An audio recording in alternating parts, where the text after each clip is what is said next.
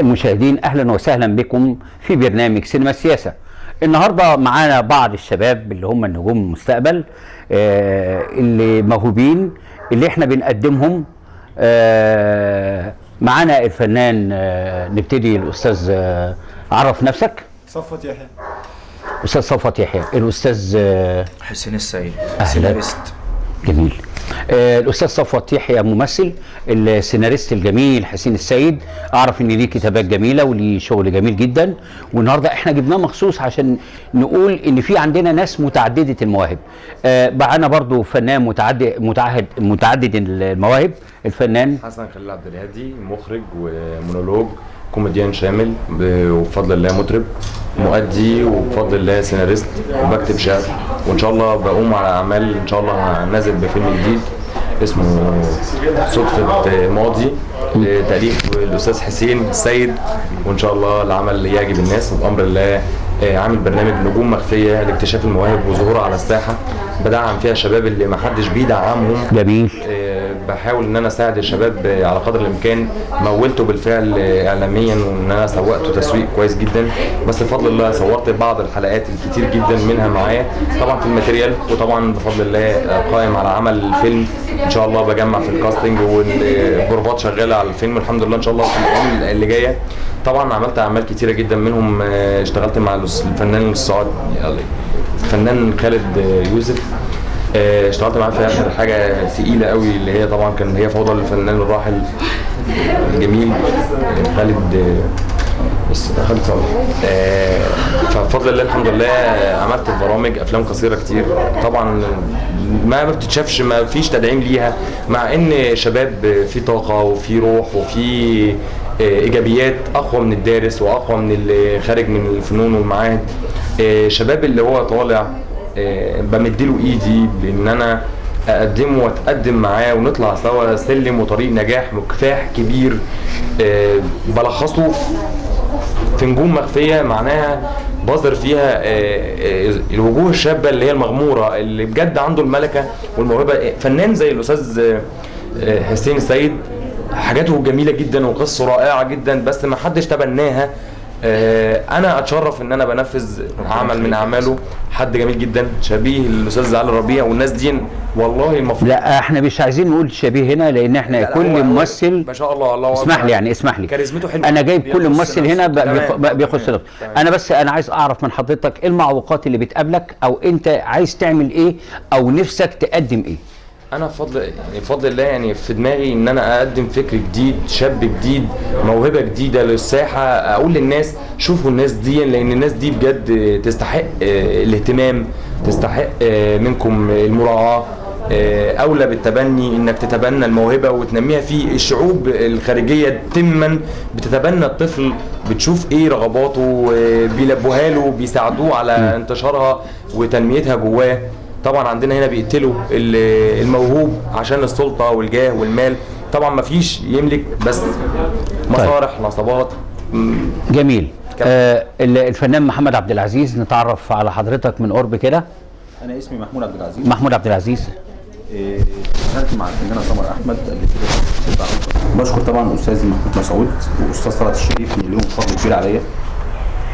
وان شاء الله في الايام اللي جايه في اعمال باذن الله داخلينها، وان شاء الله يعني يكون عام سعيد على الناس كلها باذن الله. جميل.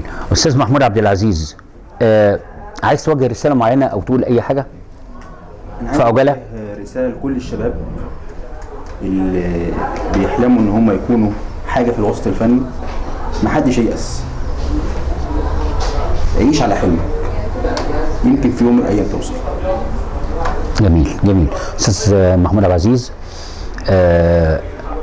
اسمحوا لي ان انا اقدم السيناريست الجميل اللي الاستاذ حسن خليل عبد الهادي شكر فيه حقيقه وقال فيه شعر. لا والله دي حقيقه. احنا عايزين نتعرف بحضرتك وتدينا كده نبذه عن الشغل بتاعك والمعوقات بتاعتك. اشرح لنا حاجه والله كده. انا بداتها من فتره قريبه، من برنامج بدايته كانت كاميرا خفيه، حاجه زي اسمها تنحى مصريه وتنحى فلاحين. ده اخراج المخرج هشام خالد، تقديم الاستاذ ابراهيم الباشا، بعد كده اشتغلت في حاجه اسمها سلبيه وايجابيه برضو. كان الاستاذ هشام خالد برضو هو المخرج وتقديم ابراهيم باشا. وبعد كده عملنا ورطه شعبولة برضو اخراج ابراهيم باشا. وبس بتحرك بقى دلوقتي. انا الحمد لله اتعلمت دلوقتي ان انا اكتب سيناريوهات، واشتغلت برضو في الفن شويه، ومعايا برنامج دلوقتي حاليا اسمه دوشه وسط البلد، شغال فيه معد، وعملت له الاغنيه بتاعت التتر. بس هي دي الحاجات البسيطه اللي انا سمعت انك شاعر جميل، بس وبتقول شعر، يا ريت تسمعنا اي حاجه. بس للاسف ما بحفظش، بس انا بقول بس ما بحفظش. طب طلع شوف انت لو معاك ورق ولا اي حاجه، او عايز تقول اي حاجه. دي حاجه كنت كاتبها قريب عن اللي احنا فيه وعن اللي احنا بنعانيه، فانا ده انا بقوله بس ايه بطريقه كتابيه، عبرت بقى بطريقه شعر. فانا بقول ايه: فنان وفني في الهوا ضايع يا بيه، يعني افرح ولا دمع ولا بس اقول لك ايه، نحسي دايما بيلحقني، معرفش عينه مني ليه، جريت كتير وساعت له اكتر، واديته من عرقي اللي اكبر وصحتي راحت عليه، واديته من عرقي اللي اكبر وصحتي راحت عليه، في الاخر القى نفسي مرمي في 100 طابور، قلت ماشي انا هعمل ايه، مش ممكن ارجع للي كان ولا حتى هستعجل عليه، زي غيري اكيد هيجي عليا الدور، لقيت طابور بيقولوا فيه ادفع يا بيه، مشهد ب5 ومشهد ب10، قلت بدي ومش بايدي اعمل ايه، قلت اشوف لك سكه تانيه، وضحكوا ضحكه بسخره ليا ما فهمتهاش في وقتها، قلت اكمل في سكتي يمكن الاقي الحظ هناك، لقيت طابور شكله غريب، شباب صغير كله طايش لبسه عجيب، اللي لابس في شعره توكه بيقول دي موضه، واللي لابس كمان مقطع دي ليلته سودا، بيقولوا احنا الفنانين، لقيتني رايح لسكه تانيه، ما قدرتش اصبر حتى ثانيه، مشيت وبسال فين طابوري، لحد امتى هستنى دوري، معقول هتيأس من جديد، اسعى وشوف يلا الطابور، لقيت طابور صاحبه بينده من بعيد، فين حبايبي الفنانات، ممثلات ومطربات، واللي فيكوا عايزه تشتهر تجيلي سكه وتبقى فاهمه هتعمل ايه، هتقولي توعك هتوصل اسرع من الصاروخ، واللي هترسم لي الشرف هتمشي برضه في الحال وبرضه اسرع من الصاروخ. الفنان الجميل حسين السيد، واضح ان هو متعدد المواهب، مش سيناريست، ده سيناريست وشاعر، واللي هو قاله ده بيعبر عن الاحباط اللي عند الناس. بس ما كملتش بس عشان بندي وقت للزملاء ان هم يتكلموا.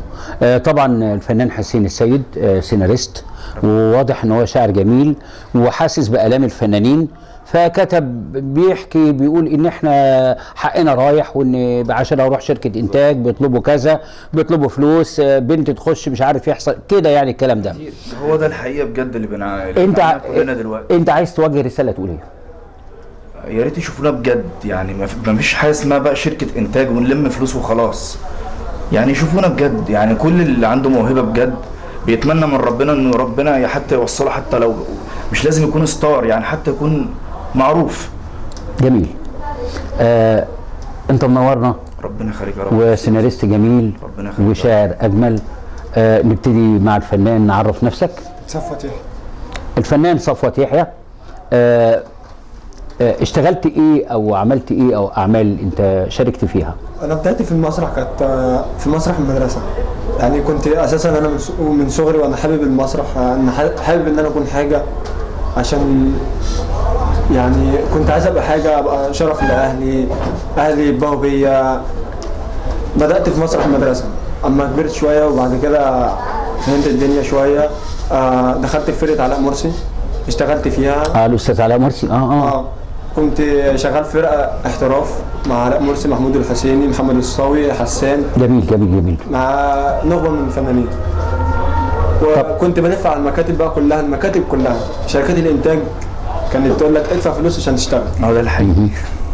مكاتب الكاست لازم يكون لك معارف جوه عشان تشتغل. يعني بهدله وقله ادب، ولو مالكش حد في الوسط مش هتشتغل، معنى صح. واسطه، فلوس، يعني الواحد زهق، واحد برضو يعني تعب من كتر اللف، مش عارفين نعمل ايه. نفس الكلام اللي بيقوله معظم الشباب، معظم الفنانين، ان هم بيدوروا على فرصه وبيلوموا شركات الانتاج والشركات اللي هي بتسعى للنصب على الشباب باسم الانتاج الذاتي، وكل ما تدفع اكتر كل ما تلاقي دور اكبر، وفي بينهم ناس للاسف نصابين. وانا شايف مجموعه الفنانين دول مجموعه جمال جدا، كل واحد عنده حاجه عايز يقولها، فكره عايز يشتغل، بيوجه رساله للمسؤولين بيقولوا لهم احنا اهو، بس للاسف مش لاقيين اللي يساعدنا، مش لاقيين اللي يقف جنبنا. انا بشكر الفنان محمود عبد العزيز، وفنان متعهد او متعدد المواهب الفنان حسن خليل، السيناريست الجميل والشاعر والاحساس الرائع الفنان الجميل حسين السيد، الفنان صفوت الجميل اللي اتكلم من قلبه وقال احنا جيل ضايع عايزين المسؤولين يقفوا معانا. تدعيم شباب. كنتم مع برنامج سينما السياسة.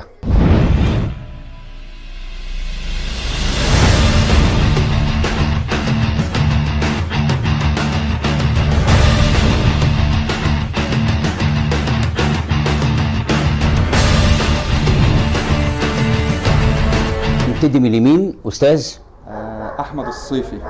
اهلا استاذ احمد الصيفي، الشاب الجميل. انا مروان صبري 17 سنه مقيم في المنصوره. اهلا بيك. الفنانه سمر ابو زيد ممثله ملتحقه بفرقه صناع الحلم الفنيه. اهلا وسهلا بحضرتك. استاذنا احمد نجيب شوشه ممثل. جميل. نبتدي بالاستاذ اللي مشرفنا اللي منورنا. عرفنا عن نفسك او عرفنا ايه اللي انت بتعمله او ناوي تعمله او كده. والله يا فندم، اولا انا بعتز بحضرتك جدا جدا. الله يخليك. متشكر لحضرتك انك اتحت الفرصه للشباب الجدد انهم ينطلقوا من خلال برنامج حضرتك الجميل اللي اكيد كتير قوي قوي قوي هيعتزوا بيه. انا احمد الصيفي، ممثل وشاعر مسرحي. بقالي حوالي 13 سنة بشتغل مسرح، لحد الحمد لله بفضل ربنا جات لي الفرصة اني اعمل فيلم على قناة بيروت سينما اسمه الجدع، انتاج شركة المنصور واخراج الاستاذ ابراهيم الباشا صديقي اللي بعتز بيه. ومن خلال الفيلم ده حاليا جات لي فرصة فيلم سينما الحمد لله، بطولة الاستاذ رامي دياب، شاب ان شاء الله نجم جدا، كان بطل فيلم المتمرد وفيلم الغابة، انتاج الاستاذه ولاء ماهر واخراج الاستاذ ادم خطاب، وحاليا شغالين فيه ان شاء الله، هيبقى في جميع دور السينما الصيف الجاي باذن الله. ان شاء الله. تمنياتي لحضرتك بالتوفيق، وانا برحب بيك واهلا بيك بالنجوم والشباب الجميله والنماذج اللي احنا حابين نقدمها. معانا فنان جميل، شاب صغير، مطرب، وسمعنا ان هو صوته جميل. يعرف نفسه. انا مروان صبري، حضرتك مقيم في المنصوره. بدايتي كانت العكس، كنت دخلت تمثيل في قصور الثقافه. بدات عرض طبعا الواغش مع دكتور رضا غالب، وبعد كده عملت عرض الجنيه المصري برضو مع الاستاذ محمد عبد الجواد. سبت التمثيل، ما كنتش حاسس ان انا فيه قوي، اتمسكت باللي انا مطرب طبعا، وطبعا كل ده بمساعده والدتي واهلي في البيت، ويعني معجبين بموهبتي. وطبعا يعني مش عارف اشكر والدتي ولا اقول ايه، علشان تعبت معايا جدا، والله تعبت معايا جدا، وكانت بتسافر وبتسيب شغلها علشان تيجي معايا وتروح شركات الانتاج، فوالله انا ما عارف اقول لها ايه. هو قبل ما تيجي اولا الكنترول بلغنا، والاستاذ المذيع المحترم اللي بيتيح الفرصه ليكم الاستاذ وليد وقناه نهر العاصمه بقياده الاستاذ الكبير سامي النجار، قالوا لي ان انت ووالدتك بتلفوا محافظات وبيقولوا انك انت صوت جميل. عايزين نسمع صوتك، ممكن؟ طبعا. اتفضل. هتسمعنا ايه؟ اغنيه كده لمحمد عبد الوهاب طرب كده. اتفضل. كل ده كان ليه لما شفت عينيه، حن قلبي ليه وانشغلت عليه، انشغلت عليه، حن قلبي ليه وانشغلت عليه، انشغلت عليه، كل ده كان ليه ليه قال لي كام كلمة يشبه النسمة في ليالي صيد سابني وفي قلبي شوق بيلعب بيه وفي خيالي طير غاب عني بقاله يومين معرفش وحشني ليه احتارت اشوفه فين وان شفته هقوله ايه اقوله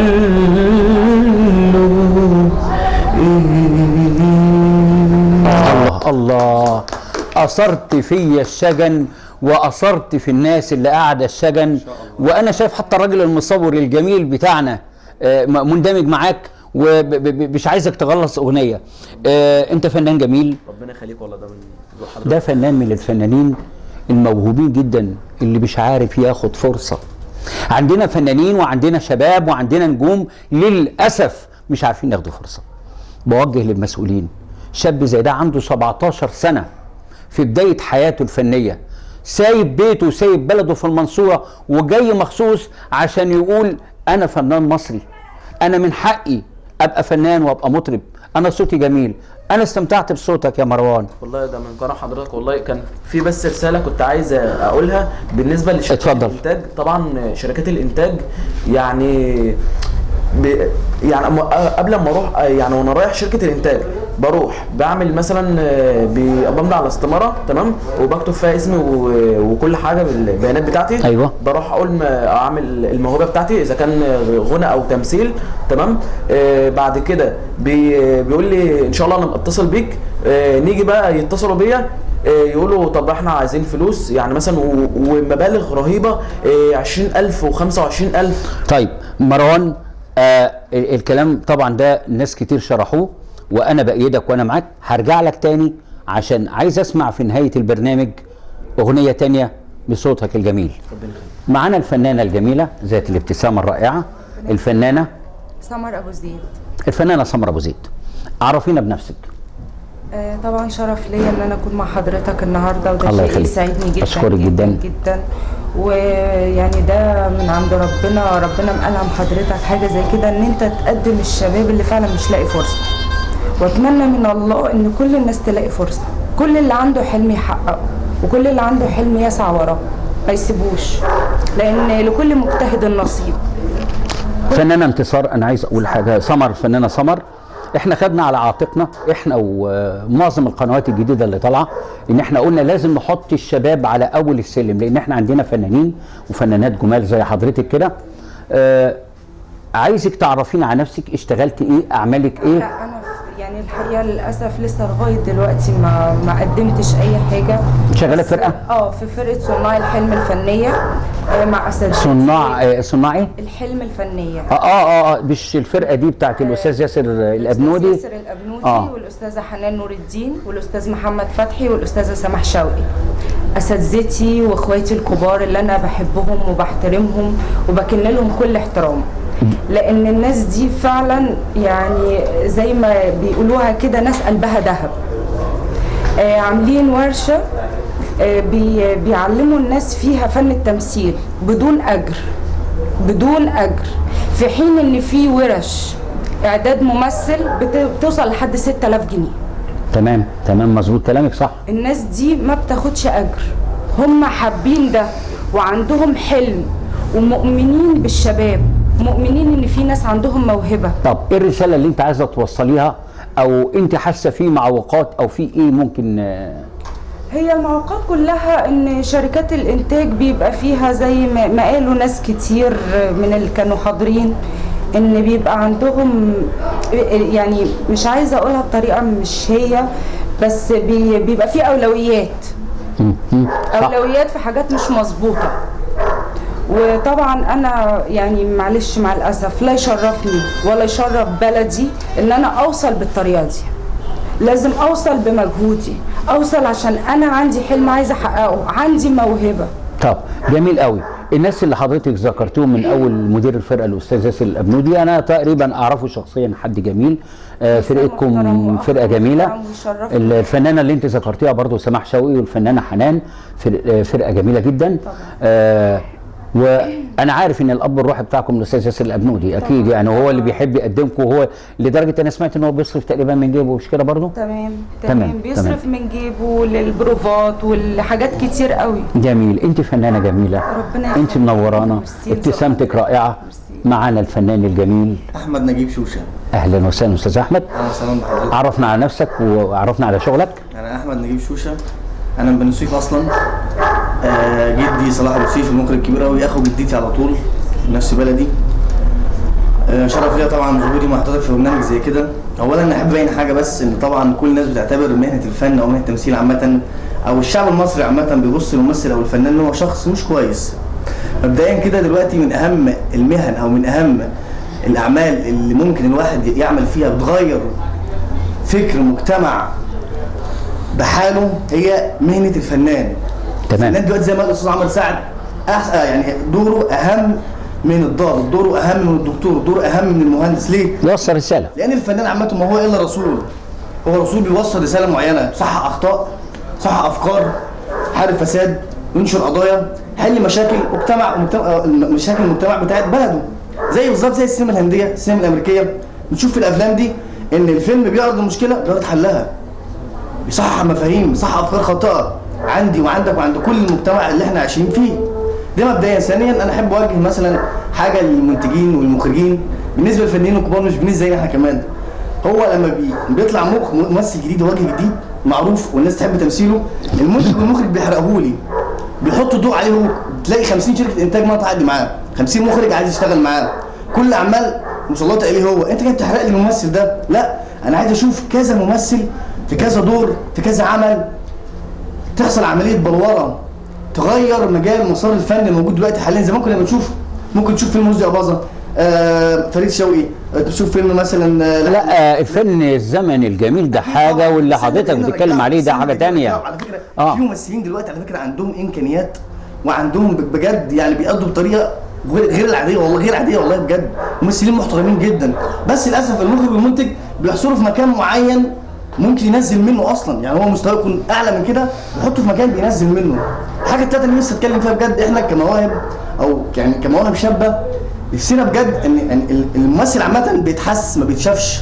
فين زمان اللمسه الفنيه بتاعت المخرج؟ لو اول ما يشوف ممثل حتى ممكن يقابله في الشارع بيحسه، مش شرط يشوف اداؤه او يشوف، لا بيشوف نظره عينيه بيحس ان ده فنان فعلا. الفنان بجد فين النظره دي؟ النظره دي اختفت دلوقتي فعلا. مع احترامي اي دلوقتي كل شركه انتاج لازم البنت تروح لابسه لبس اوفر قوي عشان تعجب المخرج او المنتج اللي قدامها. تمام. احترامي، في ناس محترمين برضه بحترمهم بس سنين والكلام ده، بس يعني الاغلبيه بقت كده دلوقتي. برضه انا كممثل شاب، انا عن نفسي انا خدت دور في مره من المرات في مسلسل كبير قوي والله بجد، وفعلا خلاص راح حمد العقد وتم اختياري وعملت كل حاجه. راح لابن المنتج وابن المخرج وابن المصور، راح لحد معرفه الناس اللي هي مشتركه في العمل للاسف يعني. فانت ليه طيب ليه يعني ليه تضيع حقي؟ وانا كنت اعمل الدور ده احسن من الراجل، انا كنت اوصل المعلومه للمشاهد احسن ما هو وصلها. ليه تجيبه هو مكان عشان هو معرفتك مثلا؟ لا يعني كل حاجه في البلد هتمشي كده، فاحنا بجد هننزل عمرنا وهنطلع ابدا. الرساله دي احنا بنوجهها للمسؤولين عن الفن وعن الشباب الجميله الموهوبه دي. احنا سمعنا الفنانه الجميله دي قالت كلام جميل، وقالت ان هي راحت فرقه وان الفرقه دي وقفت وما بتاخدش فلوس، بل بالعكس ده بيدفعوا لهم فلوس وبيأجروا اماكن عشان يشتغلوا في واحد قائم على العمل ده، وفي مجموعه فنانين مع بعض، في ناس بتدفع من جيبها عشان عايزه توصل رساله للمجتمع. أنا بشكر حضرتك، بشكر الأستاذة. تقريبا عايزين برضو، عرفنا إن الأستاذ عايز يوجه حاجة للأم، وطبعا ما فيش أغلى عندنا من الأم. اتفضل يا فندم. أقول والدتي ربنا يرحمها، نظرة وداع، نظرة أوجاع، نظرة عينيكي ليا كانت بتوجعني، نظرة عينيكي يا أمي وهي بتودعني، جوايا صراخ وألم ومين هيسمعني، بضحك وداري طب مصرخ وايه يعني، نظرة وداع نظرة أوداع، فراقك كان على عيني، لمسة إيديكي فوق جبيني، صوتك يا أمي في ودني وهو بيناديني بكل حب وألم، يما وحشتيني يما وحشتيني. طبعا امنا كلنا بتوحشنا، وامنا الكبيره مصر. نرجع نشوف المطرب الجميل الفنان الموهوب الصاعد المطرب. طبعا قبل ما اختم باللقاء طبعا بالاغنيه بتاعتي، احب اشكر طبعا استاذي الكبير زي والدي طبعا استاذ عصام هيكل. العفو العفو. هبدا طبعا باغنيه مولانا ام كلثوم.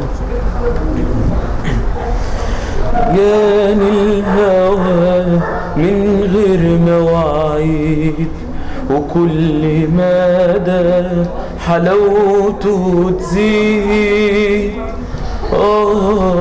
جاني الهوى من غير مواعيد، وكل مدى حلاوته تزيد. يمني قلبي بالافراح، وارجع وقلبي كله جراح. يمني قلبي بالافراح، وارجع وقلبي كله جراح جراح جراح. وازاي يا ترى اهو ده اللي جرى، وازاي يا ترى اهو ده اللي جرى، اهو ده اللي جرى. وانا وانا وانا وانا وانا معرفش ازاي. الله، أثرت فينا الشجن كلنا. أنت فنان ومطرب جميل.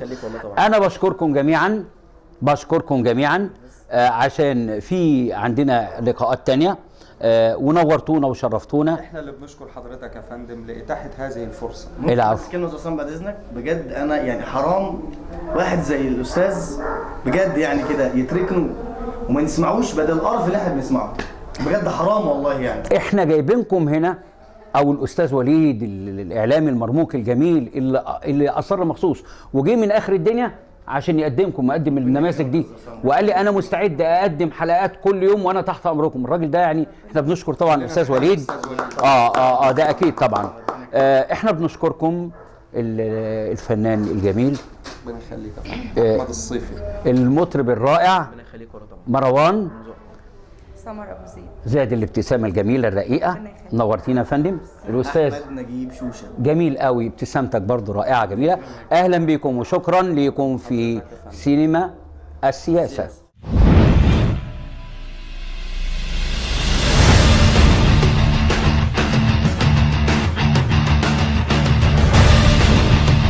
اهلا بكم اعزائي مشاهدي برنامج سينما السياسه. في الحلقه الفنيه اليوم حلقه شامله، حلقه كامله بنجيب فيها فنانين موهوبين، بنجيب فيها مطربين، بنجيب فيها كتاب سيناريست، مخرجين، فنانات صاحبات شركات انتاج، بنجيب فيها كل ما هو فن، كل ما هو سينما. عالم السينما في مصر عالم شيق، عالم نؤمن به جميعا، يزرع فكرة في وجدان الشعب المصري، فكرة سلبية أو فكرة إيجابية. احنا برنامج سينما السياسة بنقول عايزين الفن الجيد، نريد الفن الذي يزرع الأفكار في وجدان الشعب عشان ننهض بالأمة المصرية من خلال الفن ومن خلال السينما. معانا في الفقرة ديت الأستاذة سمر أحمد، أهلا بحضرتك. أهلا وسهلا بيك يا فندم. ومعانا الأستاذ عصام هيكل النجم المعروف، أهلا بيك يا أستاذ عصام. سعيد النهاردة بلقائي باتنين بيقدموا حاجات كويسة، أفكار جيدة، فن محترم. هنبدأ بالأستاذة سمر أحمد اللي على يميني، تقول لنا اللي قدمته، تقول لنا أفكارها، تقول لنا هي عملت إيه.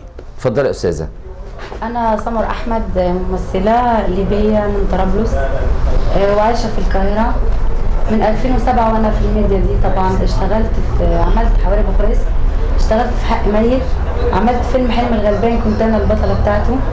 عملت فيلم كل واحده لها حلال، اشتغلت سيلف صعيدي. عملت برنامج شقاوة كاميرا. عملت برنامج انتاجي انا مبروك ست عروسه. عملت فيلم انتاجي برضو اللي يعتبر 5. يعني عملت ما شاء الله. انت حضرتك مش فن وبس، ده انت فن وانتاج. انت انتجتي برنامج وانتجتي فيلم ودخلت كمان شريكه في شركه انتاج كمان. بصفتك ليبيه، يعني جايه لنا من الوطن الشقيق، الوطن الاخ، الجماهيريه الليبيه. الوضع في مصر الفني رايك فيه ايه؟ بصراحه حاليا لا، انا نفسي كان يكون في يعني عايزه الفن الزمن الجميل ده يرجع تاني. طب انت شايفه المشكله في ايه؟ شايفه المشكله في السيناريو، ولا شايفه المشكله في ممثل، ولا شايفه في شركه انتاج، ولا في اخراج؟ المشكله فين؟ لا انا بصراحه المشكله في الانتاج. يعني الانتاج. انا شايفه دلوقتي في الانتاج في ممثلين كتير يعني موهوبين يعني، ولسه ناس صعيده لسه مبتدئين تمام، فمش لاقيه فرصه. يعني عايزين انتاج. الفكر الانتاجي بيعتمد على الماده اكتر، يعني هو صاحب المحفظه الراسماليه صاحب المحفظه ضعيف في الانتاج، ما بيصرفش، عايز القرش يكسب اكتر مما يحطه. يعني الفكره الانتاج. طب نشتغل ازاي انتاج؟ عايزين انتاج طبعا. الشركات كلها كل ما حد يروح شركه انتاج طبعا كله بيطلب منه فلوس. لا يطلب حاجه تاني طبعا، العري والكلام ده طبعا. ادوار العري وادوار الفسق، الادوار اللي ما بتقدمش الا نماذج سيئه للمجتمع. ده اللي موجود حاليا. طيب استاذ عصام، اعمالك اللي انا شفتها واطلعت عليها قبل الحوار مع حضرتك، شفتها اعمال كلها هادفه واعمال ترتقي بالذوق الفني في مصر. كلمنا عنها. استاذ وليد اسمح لي قبل ما اقول لك على الاعمال بتاعتي، انا اولا بشكرك. الله يخليك. العفو، ده لا شكر على واجب. انك انت اتحت الفرصه للشباب والمواهب الجميله، والقناه بتاعتكم الرائعه، وبشكر رئيس القناه بتاع حضرتك الاستاذ سامي النجار اللي اصر وقال لحضرتك احنا عايزين نشوف الشباب ونشوف المواهب الجديده ونشوف الناس اللي عايزين نديها اتاحه فرصه. وانت جيت مشكور من السفر من اخر الدنيا عشان تقعد معانا وعشان تتكلم. بخصوص الاعمال اللي انا عملتها، انا اشتغلت من 84. اول عمل ليا كان مع الاستاذ شكري ابو عميره، مسلسل محمد يا رسول الله. اشتغلت مع الاستاذ عادل الاعصر، رفعت قلدس، احمد السبعاوي. اشتغلت مع عمالقه الفن محمد فاضل، حمدي النبوي. عملت 27 فيلم فيديو بفضل الله الحمد لله. عملت 13 مسلسل ما شاء الله. 8 مسرحيات. كان منهم مسرحيه اسمها مولد سيد المرعب، كان مع المرحوم نجاح الموجي، الفنان الجميل اللي انا افتقدته، لان الراجل ده هو اللي حطينا على اول السلم رحمه الله عليه. كان مؤمن بفنك ومؤمن بموهبتك، فعشان كده خد بايديك. دي حاجه يا استاذ وليد. لما لقى ان في موهبه حلوه، هو كان بيضحك شخصيا، فاصر ان هو يدخلني ويفتح لي مساحه مع المخرج. كان المخرج ساعتها الاستاذ محمد ابو داوود، حاليا هو في النقابه. وعملنا اكتر من عمل. كان معنا الفنانه رانيا فريد شوقي، فنانين كتار قوي كانوا معانا، وعملنا عده اعمال جميله. كان اسمه فن الزمن الجميل اللي احنا بنفتقده دلوقتي. طبعا فن الزمن الجميل ده احنا للاسف بنفتقده، والنهارده احنا بنفتح مجال.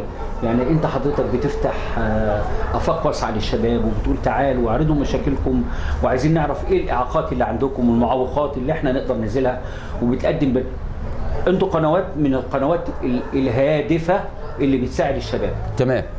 برنامج سينما السياسه بيتعاون مع الجميع في مشاكله، وبنحاول نوصل صوتنا لاكبر مسؤول عشان نحل المشكلات. الفن زمان عن دلوقتي اختلف اكيد كتير كتير. نفس السؤال انا هو لازم اوجهه للاستاذه سمر، بعد ما الاستاذ عصام هيجاوب عليه حضري الاجابه بس. اتفضل عصام بيه. زمان كان في الدنيا كانت حلوه، كان في انتاج، كان في شركات محترمه بتتعامل، كان في نجوم على اعلى مستوى، وكانت الفرصه قدامهم متاحه. الوقت للاسف ما بقاش في شركات انتاج. نمره واحد شركات زيف، احنا مش هنقول عليها انتاج، اللي بتغش الشباب وبتاخد منهم فلوس تحت مسمى الانتاج الذاتي، وحضرتك تعلم الكلام ده صحيح. من قعدتك مع الشباب اعتقد ان هم شرحوا لك المعوقات كلها اللي حصلت على مدى الفتره دي. عايز اقول حاجه يا استاذ وليد. اتفضل. في اجيال راحت بسبب ابن المنتج وابن المخرج وابن المصور والوسايط. بينما احنا عندنا نجوم في مصر والشباب في مصر ترتقي لنجوميه غير عاديه. ممكن الزمن الجميل يرجع، بس لو شركات الانتاج المحترمه اتعاملت مع الشباب دي واديتهم مساحه. تمام. اعرف ان ممثله وفنانه جميله زي الفنانه سمر احمد عملت حاجه، عملت شركه انتاج لما لقيت ان في زمايل وزميلات فنانين جمال، قالت طب ما انا اخد المواهب دي واقدمها عندي. صحيح. وعملت برنامج فعلا. وقالت لي تعالى يا استاذ عصام احنا عايزين نسند الشباب دي ونقف جنبها، والبرنامج كان بتاعها ناجح، وان شاء الله هتخش في فيلم جديد قريب باذن الله. هي بتحضر له واحنا قلنا لها هنقف جنبك وهنساعدك باذن الله. الفن زمان كان ايه والنهارده ايه؟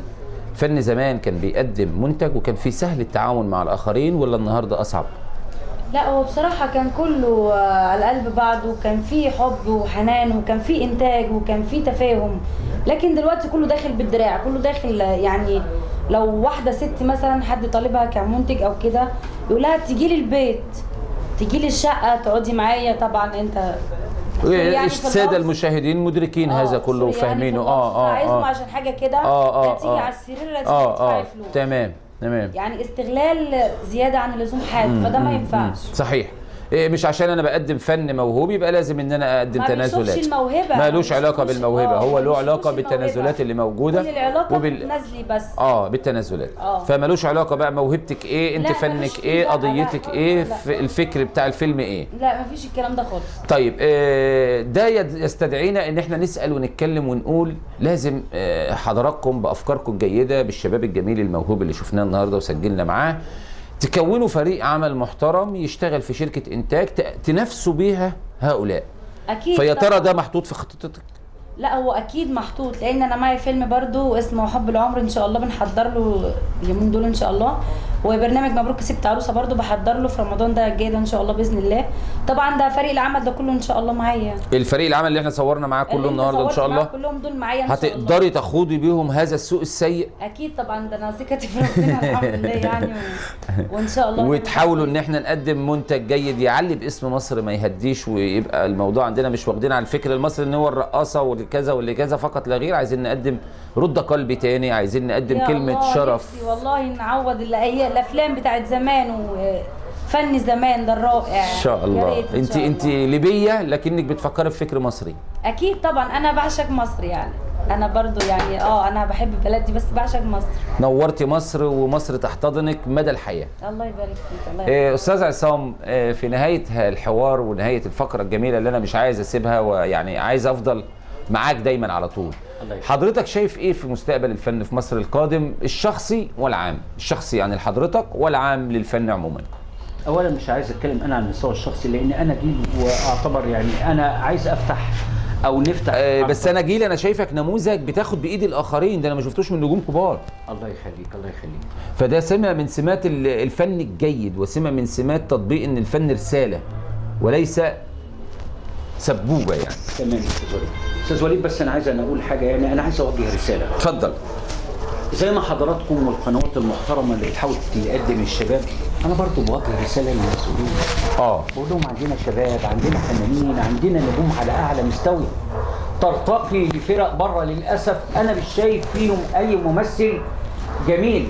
احنا ما بنحقدش على حد ولا بنقول ده وحش او ده حلو، لكن احنا عندنا مواهب، عندنا نماذج جميله يا استاذ وليد. عندنا فعلا مصر عامره بكل ما فيها من مواهب. بوجه للمسؤولين بقول لهم تعالوا شوفوا، احنا يعني على قد امكانياتنا بنحاول نعمل حاجه، بدل ما بتقول ان ده بيطلع بيشتغل من تحت السلم ودي بتصور ودي بتدفع فلوس ودي بتعمل حاجه، ورونا انتوا يا مسؤولين هتعملوا ايه؟ ان ده انا بوجهه ليهم يا استاذ وليد. صحيح. بمساعدتكم انتوا كاعلاميين. ان شاء الله. بدل الضيوف كلمه اخيره هيوجهوها للمسؤولين، هيوجهوها شكر لزملائهم، هيوجهوها شكر لبعضهم.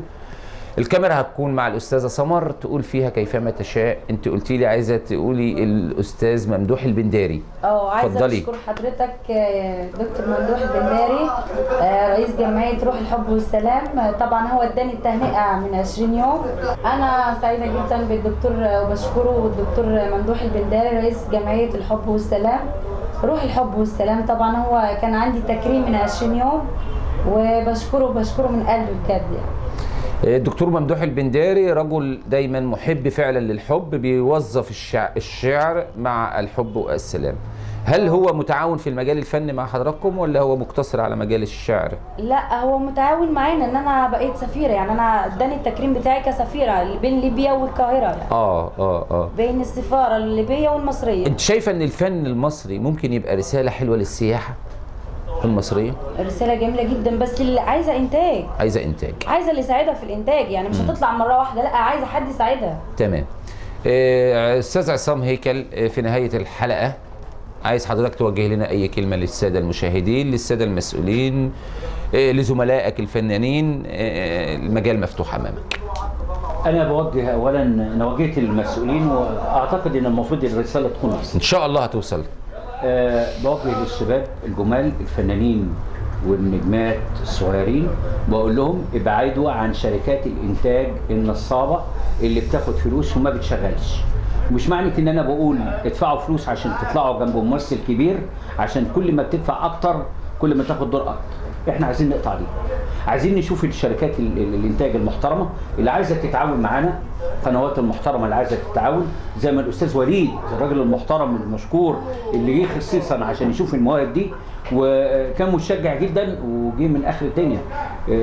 طبعا بقول لهم ان شاء الله هتشتغلوا، وان شاء الله المواهب كلها هتطلع، وباذنك يا رب هنحاول نرجع الزمن الجميل عن طريق الناس المحترمه المسلمه. ان شاء الله. واجب الاعلام المصري التعاون مع الفنانين اصحاب الفكر الجيد، اصحاب الفكر الهادف، اصحاب فيلم يعيش في الوجدان المصري. اعزائي المشاهدين، بنحاول على قد ما بنقدر، على قد ما بنستطيع، لكن يا رب ما تكونش محاولاتنا ديت في ارض بور، ارض لازم تطلع زراعه. ما نكونش بنقول في الصحراء لوحدنا وما يكونش حد سمعنا.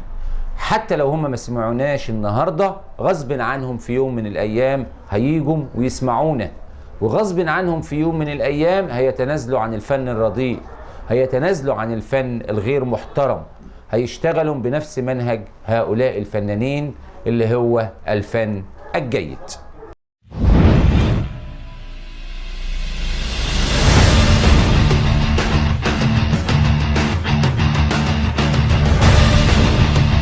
اهلا وسهلا بكم اعزائي مشاهدي برنامج سينما السياسه. في برنامج النهارده اللي احنا قلنا عليه الحلقه كلها فن في فن. احنا برنامج اسمه سينما السياسه، بنشتغل للسينما وبنشتغل للسياسه وبنشتغل للرياضه. فاحنا برنامج متنوع، بنجري ورا كل فكر جيد، بنجري ورا كل فن محترم، بنجري ورا كل سياسي ايجابي للدوله بيخدم الدوله وبيحل مشكلاتها وبيقترح حلول لهذه المشكلات. الفن ايضا فن رساله، فن يعيش في كل الناس ويعيش في الوجدان ويقدم لنا نماذج مصريه مختلفه. معنا الشاعر ياسر الأبنودي. اهلا بيك يا استاذ ياسر، نورت سينما السياسه. ومعنا الفنانه الممثله سمر ابو زيد. اهلا بيك يا استاذه سمر. عايز من حضرتك يا استاذ ياسر النهارده تكلمني عن شعرك، تكلمني عن الشعر في مصر. هو بداية أنا بكتب الشعر من 1992. بكتب الشعر الموزون والمقفى، بكتب شعر هادف. الشعر اللي بيتقال الأيام دي ملوش علاقة بالشعر نهائيا. دي قصيدة نثرية، ده اسمه قصيدة نثرية. ما تعدش تحت حتى بند الشعر العامية. ده اسمها قصة قصيرة. قصة قصيرة. تنسب للقصة القصيرة. الشعر لازم يكون عمودي، لازم يكون موزون ومقفى، لازم يكون يتبع بحر من البحور، بحور الشعر. أستاذة سمر، أفلامك، مسلسلاتك، أدوارك السابقة؟ لا والله لسه يا استاذ وليد، لسه ما حصليش الشرف ونلت الشرف ده، بس اكيد ان شاء الله قريب باذن الله. بعد التحقي بفرقه صناع الحلم الفنيه، ناس عندهم حلم وناس عندهم امل وان شاء الله. يعني انت حضرتك مع جروب صناع الحلم؟ فرقه صناع الحلم. بقى لكم فتره طويله حضرتك معاهم ولا؟ انا بقى لي معاهم تقريبا سنه. في بتخشوا دورات تدريبيه، بتخشوا الكلام ده؟ عاملين ورشه اعداد تمثيل بدون اجر، يعني هم عاملين ورشه اعداد ممثل بدون اجر. في حين ان يعني الورش اللي موجوده دلوقتي بتبتدي من 2000 ل 6000. معقول؟ معقول يا استاذ وليد. من 2000 ل 6000 عشان يديك اعداد ممثل؟ اعداد ممثل. الناس دي عامله الورشه دي وبتصرف من معاها على الورشه دي، وبتصرف من معاها على الفرقه، عشان هم مؤمنين بحلمهم مؤمنين بحلمهم. تمام. وعندهم اصرار عجيب، وعندهم مصممين على النجاح باذن الرحمن. باذن الرحمن، باذن الله. طيب انت شايفه نفسك ادوار تراجيدي ولا كوميدي؟ هم شايفينك ازاي؟ هم شايفيني ان انا عندي موهبه وهم بينموها. انا كنت حاسه ان انا عندي الموهبه، بس طبعا انا ما اقدرش اعرف ده، لازم حد يشوفني هو اللي يقرر صحيح اذا كنت اقدر اعمل ده ولا ما اقدرش. فهم شافوني وفي الورشه وكده، فيعني حسوا ان انا عندي موهبه، فهم قالوا ينموها. صحيح. مع زمايلي كتير، يعني عندنا عدد ما شاء الله كبير، وربنا يكرم الكل ان شاء الله. ان شاء الله ان شاء الله. عايزك تسمعني حاجه استاذ ياسر من قصايدك الجميله تستمتع بيها وتمتع بيها جمهورك الحبيب. قصيده عن مصر، بقول لها امسحي دمعه عينيكي، خبطي على كل دار، وارفعي هامتك يا غاليه وكفاياكي الانكسار، لملموا ولادك في حضنك وكفاياهم الدمار، بكره بعد الضلمه يمكن يجي من بعد النهار، ليه بتبكي وليه تنوحي وانت اللي بتشفي جروحي، لو طلبتي مني روحي هتلاقيني في الانتظار، جربينا ورجعينا بس ما تاهت من زمان، واوعى يجي يوم يا غاليه تفكرينا باللي كان، لاجل ما يصعب علينا من اللي جاري ومن اللي صار، ما انت طول عمرك ابيه كسري قيود الحصار، بكره بعد الضلمه يمكن يجي من بعد النهار. الله الله عليك، الله الله والله الله. يستحق هذا الشعر أن يخرج إلى النور، ويستحق أن يتبناه كبار عمالقة الشعر في العالم العربي والمصري. شايفهم ازاي النهارده؟ ما كانش عاد زمن ان حد ياخد بايدك وبينجحك، انت النهارده لازم انت اللي يكون عندك العزيمه وعندك الاصرار على النجاح. اقول لك حاجه يا استاذنا، هو في دلوقتي انا كشاعر يعني مختفي او مش يعني لسه ما ظهرتش، تمام؟ النهارده الواحد لو ما اشتغلش مش هيلاقي ياكل. فانا يا دوبك بقدر اشتغل وبقدر انمي فكره الشعر دي او التمثيل او الكتابه في من بعد الشغل، تمام؟ فيعني لو في نظره للشاعر الموهوب او الممثل الموهوب او الكاتب الموهوب هيبقى الحال احسن من كده بكتير. صحيح. بس انا مش شايف ده خالص. مصر ليست عقيمه علشان تقف على 20 30 فنان. حضرتك انا كاتب فوق ال 150 قصيده كلهم موزونين، وزن وقافيه وكلمات جميله، كاتب فوق ال 40 قصيده عن مصر، كاتب سيناريو حوار 5 افلام، كاتب مسلسل كبير اسمه دموع السوائي، قصه بقالها 4 سنين، سيناريو الحوار بتاعها خلصان، ماشي، ما تمش اكتشافها لحد اللحظه، مع انها افضل من مسلسلات اتعملت مليون مره. ففين؟ لكن ورق مظبوط، لكن هم مش عايزين الورق المظبوط النهارده. شايفه الطريق صعب يا استاذ سمر؟ والله يا استاذ وليد هو مش صعب، بس هي الناس اللي بتصعبه. يعني في ناس بتصعبه على الناس. يعني اقول لحضرتك ايه، عشان حد يكتشفني لازم اقدم تنازلات ولازم يبقى ليه هدف، وانا للاسف انا مش هعمل ده. ما هو يبقى من هنا بيصعبوا الطريق، يعني هم اللي بيصعبوا الطريق عشان لكن هو طريق الموهبه مش صعب، لكن احنا كشركات او هم كشركات هم اللي بيصعبوه عليكم. هو اللي بيصعبوه على الناس. لو في هو يعني هقول لحضرتك هو في ناس محترمه كتير، اكيد في ناس محترمين كتير أكيد. ومؤمنين بالمواهب الشابه ومؤمنين بالوجوه الجديده، بس ممكن يكونوا مشغولين شويه، ممكن مش عارفه. اكيد مشغولين طبعا، او اكيد طوفان التانيين اعلى منهم، ممكن احتمال كبير، لان هم ممكن بيمتلك الدعايه، بيمتلك الاعلام، بيمتلك الميديا، بيسوق لنفسه كويس كشركه، بيسوق لنفسه كويس كمعلن، فالحاجات دي كلها بتديله الفرصه اكبر من الشركات المحترمه، لان ما عندهاش استعداد تخوض تجارب سيئه. بالظبط، تمام كده. يعني الواحد عنده حلم واكيد هيحققه ان شاء الله في يوم من الايام. طبعا يعني هو سبحانه وتعالى كان كل حاجه في الحياه احلام. الكهرباء كانت حلم، التكنولوجيا كلها اللي احنا عايشينها كانت حلم، كانوا في بدايه الكهرباء كانوا بيقولوا عليه مجنون، كل حاجه كانت لكل مجتهد النصيب. ان شاء الله ان شاء الله. حضرتك استاذ ياسر عايز توجه كلمه اخيره لاي حد؟ اتفضل الكلمه معاك. انا بشكرك في الاول يا استاذ وليد، وبشكر استاذنا الكبير الفنان عصام هيكل اللي اتاح لي الفرصه ان انا اتكلم.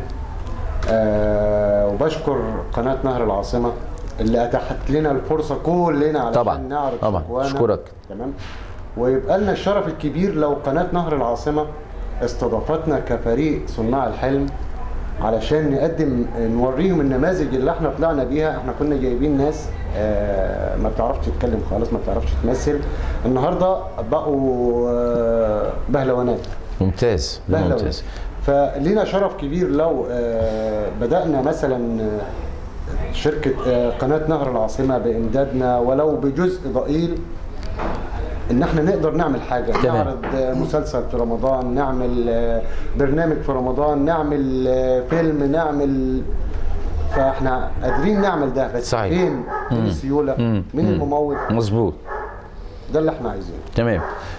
طبعا في ظل عدم القنوات المتاحه امامكم في العرض، بتعتمدوا على السوشيال ميديا وجروبات الفيس وجروبات التويتر والحاجات دي كلها. صناع الحلم عملت شغل السوشيال ميديا؟ لحد دلوقتي يعني انا شخصيا احنا معانا عرض اسمه الفرافير. عرض الفرافير ده طبعا رواية الأستاذ يوسف إدريس، إخراج أستاذي الأستاذ محمد فتحي. طبعا احنا شغالين عليه بروفات لحد دلوقتي، هيتعرض قريب بإذن الله إن شاء الله.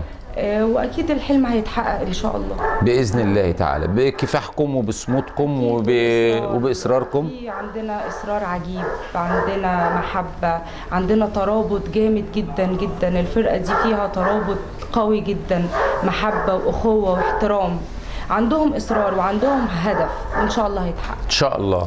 فرقه صناع الحلم، كل حاجه في الدنيا بدات حلم، ولكنها بالإصرار والعزيمة والجد والاجتهاد تتحول إلى حقيقة في يوم ما.